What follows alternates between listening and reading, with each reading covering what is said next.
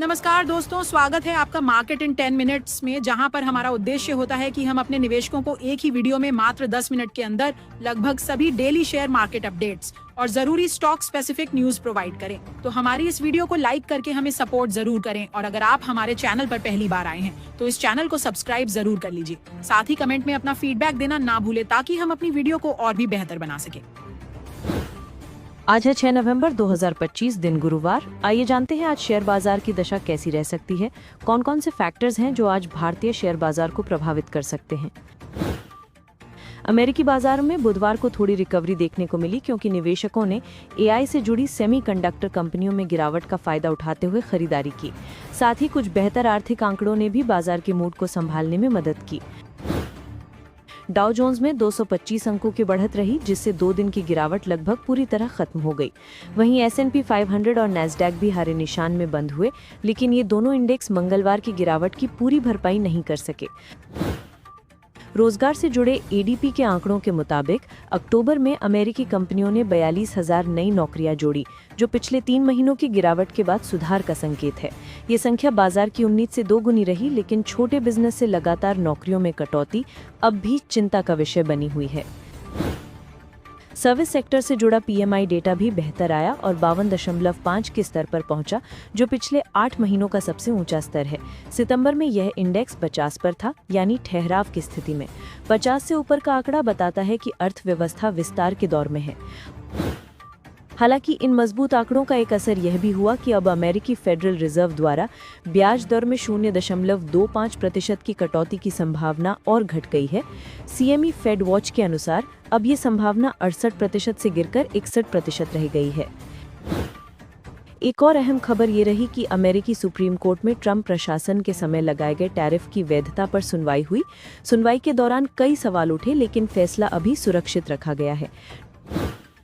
Treasury secretary Scott Bessent ने पहले ही चेतावनी दी थी कि अगर फैसला अमेरिका के खिलाफ गया तो देश को लगभग 750 अरब डॉलर वापस करने पड़ सकते हैं।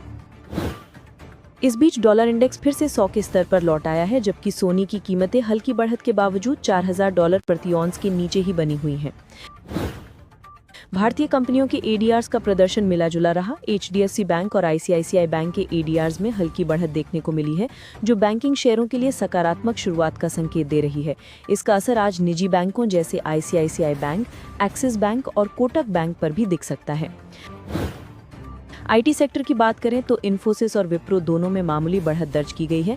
ये संकेत देता है कि आज आईटी शेयरों में सीमित लेकिन सकारात्मक शुरुआत हो सकती है। वहीं अमेरिकी बाजार में टेक शेयरों का मिला जुला रुख भारतीय आईटी कंपनियों पर भी हल्का असर डाल सकता है। फार्मा सेक्टर के लिए सबसे अच्छा संकेत डॉक्टर रेड्डीज लैबोरेटरीज से आया है, जिसका एडीआर 1.6% की बढ़त के साथ बंद हुआ है। इसका मतलब है कि आज फार्मा स्टॉक्स में अच्छी तेजी देखने को मिल सकती है। गिफ्ट निफ्टी फिलहाल 25,785 के स्तर पर 73 अंकों की बढ़त के साथ ट्रेड कर रहा है, जो निफ्टी में मामूली गैप अप ओपनिंग का साफ संकेत है, यानी आज बाजार की शुरुआत हरे निशान में हो सकती है। विदेशी निवेशक ने पिछले सत्र में करीब 1,067 करोड़ रुपए की बिकवाली की, जबकि घरेलू निवेशकों ने 1,200 करोड़ रुपए से ज्यादा की खरीदारी की। इसका असर ये होगा कि एफआईआई की बिकवाली के बावजूद बाजार को घरेलू निवेशकों से सपोर्ट मिलता रहेगा और बड़ी गिरावट की संभावना कम है। कच्चे तेल की कीमतों में गिरावट भी भारतीय बाजार के लिए एक बड़ा पॉजिटिव फैक्टर है। ब्रेंट क्रूड 1.4% टूटकर $63.5 प्रति बैरल पर आ गया है। भारत जैसे बड़े तेल आयातक देश के लिए ये राहत की खबर है, जिससे तेल कंपनियों, पेंट, टार और एविएशन सेक्टर पर सकारात्मक असर दिख सकता है। हालांकि एशियाई बाजारों से थोड़ी नकारात्मकता देखने को मिली है। जापान का निक्केई 225 इंडेक्स 2.5% गिरा है, जबकि हांगकांग और शंघाई बाजारों में मामूली बदलाव रहे हैं। एशियाई कमजोरी भारतीय बाजार की शुरुआत में थोड़ी रुकावट डाल सकती है, लेकिन गिफ्ट निफ्टी और अमेरिकी बाजार की मजबूती इसे संभाल सकती है। निफ्टी 50 मंगलवार को करीब 25,600 के नीचे बंद हुआ, करीब 0.6% की गिरावट के साथ। इंडेक्स अपने शॉर्ट टर्म मूविंग एवरेज से नीचे फिसल गया है और मोमेंटम इंडिकेटर्स भी कमजोर दिख रहे हैं, यानी फिलहाल बाजार कुछ दिनों तक साइडवेज या रेंज बाउंड रह सकता है, लेकिन मिड टर्म ट्रेंड अब भी पॉजिटिव बना हुआ है। अगर निफ्टी 25,600 से नीचे टिकता है तो 25,500 से 25,400 का स्तर मजबूत सपोर्ट रहेगा, जबकि ऊपर की ओर 25,750 से 25,800 का जोन रेजिस्टेंस का काम कर सकता है। चार्ट पर निफ्टी ने एक लंबी बेरिश कैंडल बनाई है जो लगातार नीचे के हाई लो का पैटर्न दिखा रही है। ये संकेत देता है कि शॉर्ट टर्म में ट्रेंड थोड़ा कमजोर हुआ है। RSI का 52.7 तक गिरना और मैकडी में नेगेटिव क्रॉसओवर दिखाना भी यही बताता है कि बाजार में फिलहाल थकान है। हालांकि इंडेक्स अभी भी 50 और 100 दिन के मूविंग एवरेज के ऊपर टिका हुआ है। बैंक निफ्टी करीब 57,827 पर बंद हुआ और चार्ट पर बेरिश कैंडल बनाकर इनसाइड बार पैटर्न दिखा रहा है। इसका मतलब है कि अभी बाजार में कंफ्यूजन और कंसोलिडेशन का फेज चल रहा है। RSI और मैकडी दोनों में नेगेटिव सिग्नल दिखाई दे रहे हैं, जिससे शॉर्ट टर्म में थोड़ी कमजोरी बनी रह सकती है। हालांकि इंडेक्स अभी भी अपने शॉर्ट और मीडियम मूविंग एवरेज के ऊपर है। ऑप्शन डेटा की बात करें तो निफ्टी के 26,000 वाले स्ट्राइक पर सबसे ज्यादा कॉल ओपन इंटरेस्ट है, यानी ये लेवल शॉर्ट टर्म में एक मजबूत रेजिस्टेंस बन सकता है। इसके बाद 25,800 और 25,500 वाले स्ट्राइक पर भी बड़ी कॉल राइटिंग देखी गई है, जिससे ऊपर की तरफ दबाव बना रह सकता है। पुट साइड पर निफ्टी के 25,000 स्ट्राइक पर सबसे ज्यादा ओपन इंटरेस्ट दिखा, यानी ये लेवल निफ्टी के लिए मजबूत सपोर्ट का काम कर सकता है। इसके बाद 25,200 और 25,250 के स्ट्राइक पर भी अच्छी पुट राइटिंग हुई है, जो नीचे की ओर सीमित गिरावट का संकेत देती है। बैंक निफ्टी में 58,000 वाले स्ट्राइक पर सबसे ज्यादा कॉल ओपन इंटरेस्ट है, जो इंडेक्स के लिए अहम रेजिस्टेंस लेवल साबित हो सकता है। वहीं 60,000 और 58,500 के स्ट्राइक पर भी राइटिंग देखी गई है, जो ये दिखाता है कि ट्रेंड थोड़ा दबाव में है। पुट साइड पर बैंक निफ्टी के 58,000 स्ट्राइक पर सबसे ज्यादा ओपन इंटरेस्ट है, जो इस लेवल को सपोर्ट जोन बनाता है। इसके अलावा 57,000 और 57,500 के स्ट्राइक पर भी ओपन इंटरेस्ट बढ़ा है, यानी नीचे की तरफ फिलहाल सीमित गिरावट की उम्मीद है। इंडिया विक्स जो बाजार की वॉलेटिलिटी मापता है, 13 के स्तर पर रेजिस्टेंस झेलते हुए 12.65 तक फिसल गया है, यानी फिलहाल बाजार में डर कम है, लेकिन वॉलेटिलिटी बढ़ने पर सतर्क रहना जरूरी होगा। आज के सत्र में किसी भी स्टॉक को FNO बैंड लिस्ट में न जोड़ा गया है, न हटाया गया है, यानी फिलहाल सभी स्टॉक्स में ट्रेडिंग सामान्य रूप से जारी रहेगी। सितंबर तिमाही के नतीजों का सिलसिला जारी है और बुधवार को कई कंपनियों ने अपने Q2 नतीजे जारी किए हैं। आज बाजार खुलने पर इन नतीजों का असर कई स्टॉक्स पर देखने को मिल सकता है।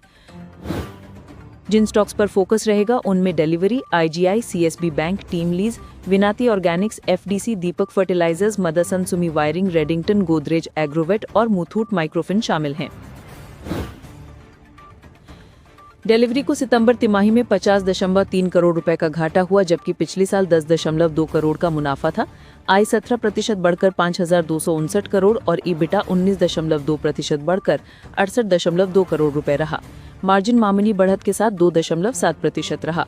घाटे के चलते आज डिलीवरी के शेयरों पर दबाव दिख सकता है। IGI का शुद्ध लाभ 18.5% बढ़कर 129.7 करोड़ और आय 21.4% बढ़कर 303.7 करोड़ रुपए रही। EBITDA 19.6% बढ़कर 176 करोड़, जबकि मार्जिन 58.9% से घटकर 58% पर आया। मजबूत ग्रोथ के कारण IGI के शेयर आज मजबूती दिखा सकते हैं। CSB बैंक का शुद्ध लाभ 15.8% बढ़कर 160.3 करोड़ और नेट इंटरेस्ट इनकम 15.3% बढ़कर 423.8 करोड़ रुपए रही। ग्रॉस NPA 1.84% से घटकर 1.81% और नेट NPA 0.66% से घटकर 0.52% पर आया। बेहतर एसेट क्वालिटी से आज CSB बैंक के शेयरों में तेजी संभव है। टीम लीज का मुनाफा 11.8% बढ़कर 27.5 करोड़ और आय 8.4% बढ़कर 3,032 करोड़ रुपए रही। EBITDA 13.7% बढ़कर 38 करोड़ और मार्जिन 1.2% से बढ़कर 1.3% पर पहुंचा। स्थिर ग्रोथ के चलते आज टीम लीज के शेयर हल्की तेजी दिखा सकते हैं। विनाती ऑर्गेनिक्स का मुनाफा 10.4% बढ़कर 115 करोड़ और आय 550.2 करोड़ रुपए रही। EBITDA 5% बढ़कर 167.2 करोड़, जबकि मार्जिन 29.4% से बढ़कर 30.4% पर पहुंचा। लगातार मजबूत परफॉर्मेंस के चलते विनाती ऑर्गेनिक्स के शेयर आज सकारात्मक रह सकते हैं। FDC का शुद्ध लाभ 60.6% घटकर 28.4 करोड़ और आय 8% घटकर 473 करोड़ रुपए रही। EBITDA 42.3% गिरकर 48.8 करोड़ और मार्जिन 16.1% से घटकर 10.1% पर पहुंचा। कमजोर नतीजों के कारण FDC के शेयरों में गिरावट देखने को मिल सकती है।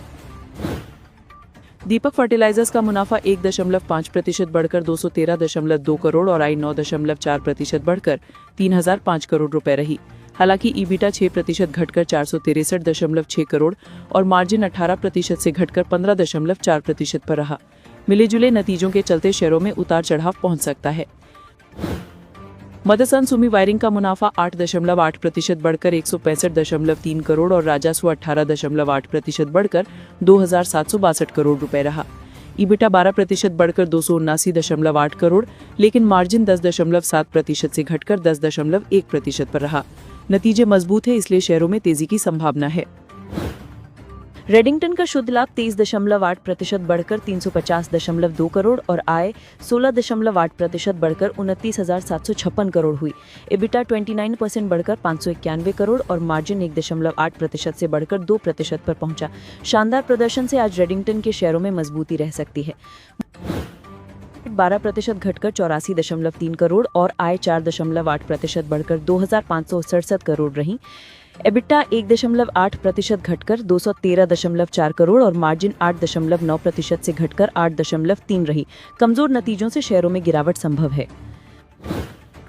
मुथूट माइक्रोफिन का प्रॉफिट 50.5% घटकर 30.5 करोड़ और एनआईआई 14% घटकर 365 करोड़ रही। नतीजे कमजोर हैं, इसलिए आज मुथूट माइक्रोफिन के शेयरों में तेज गिरावट देखने को मिल सकती है।